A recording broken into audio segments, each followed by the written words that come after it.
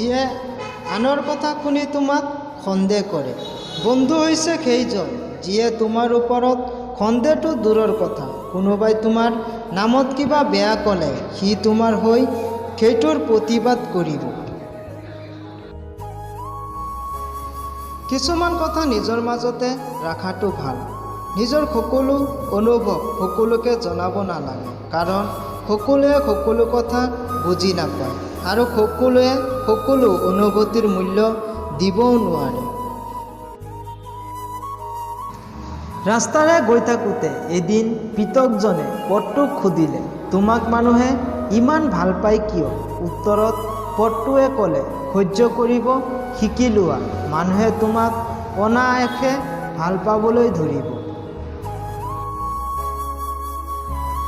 বেয়া সময়বোৰক কেতিয়াও গালি নিদিব, কিয়নো একমাত্ৰ বেয়া সময়বোৰেই আপোন মানুহবোৰৰ আচল চৰিত্ৰটো দেখুৱাই দিয়ে।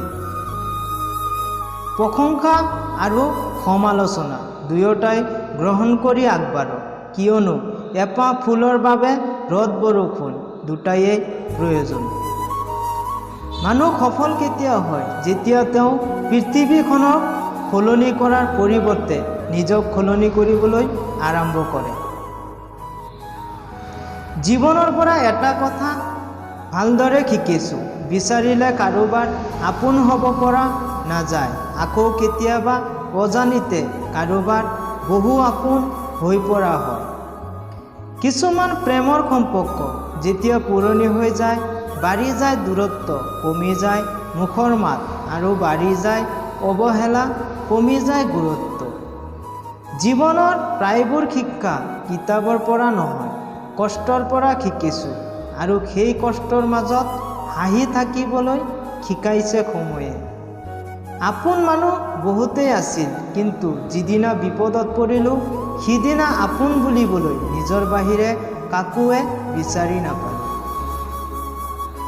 ছোৱালী হ'ল বুলিয়েই যে সকলোৰে আগত সৰু হৈ থাকিব লাগিব বুলি কোনো শাস্ত্ৰতেই লিখা নাই। সিহঁতৰো ল'ৰাৰ নিচিনা সমান অধিকাৰ আছে, আৰু যিয়ে ছোৱালীক সন্মান কৰিব নাজানে সেইবোৰ সমাজৰ একোটা আৱৰ্জনা। জীৱনত যিমানেই ডাঙৰ সমস্যা নহওক কিয়, সমস্যাৰ সমাধান বিকল্প পথ ওলাবই, মাথো ধৈৰ্য ধৰি সেই পথৰ সন্ধান কৰা উচিত। প্ৰিয় মানুহ বহুত লগ পালোঁ, কিন্তু যেতিয়া পিছফালে ঘূৰি চালোঁ কেৱল নিজৰ ছাটোৰ বাদে আন কাকো দেখা নাপালোঁ।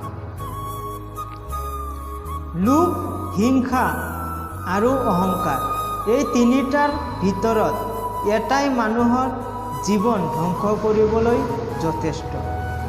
জীৱনত ডাঙৰ হওক, কিন্তু কাৰোবাক সৰু কৰি নহয়। জীৱনত হাঁহক, কিন্তু কাৰোবাক কন্দুৱাই নহয়। জীৱনত জয়ী হওক, কিন্তু কাৰোবাক ঠগাই নহয়। জীৱনত সুখী হওক, কিন্তু কাৰোবাক কষ্ট দি নহয়। সন্মান কৰিলে সন্মান কৰিম, অপমান কৰিলে উত্তৰ দিম, আঘাত কৰিব খুজিলে প্ৰত্যুত্তৰ দিম, আৰু অৱহেলা কৰিলে আঁতৰি যাম। যিহেতু এবাৰে পোৱা যায় এই জীৱন, গতিকে পৰিস্থিতি যিয়ে নহওক কিয় যুঁজিবলৈ সদায় প্ৰস্তুত থাকিম। ধন থকাটো ভাল, ধনেৰে কিনিব পৰা বস্তুবোৰ থকাটোও ভাল, কিন্তু তাৰ মাজতে এই কথাটো মনত ৰখা ভাল যে এনে কিছুমান মূল্যৱান বস্তু তুমি হেৰাইছা নেকি, যিবোৰ বস্তু ধনেৰে কিনিব নোৱাৰি। আৱেগেৰে কি হ'ব যদি বিবেক নাথাকে? ৰূপ সৌন্দৰ্যৰে কি হ'ব যদি চৰিত্ৰ ভাল নহয়?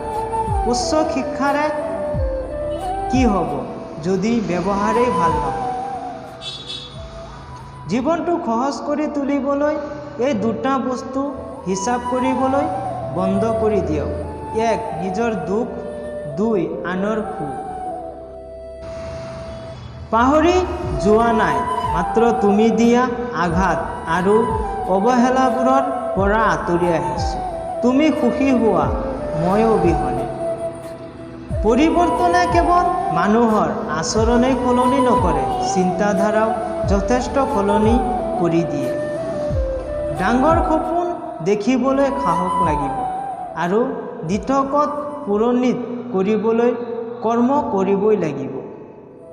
আনৰ পৰা বেছি আশা ভৰসা কেতিয়াও নকৰিব। সময়ত কোন কেতিয়া সলনি হয় একো গেৰাণ্টি নাই।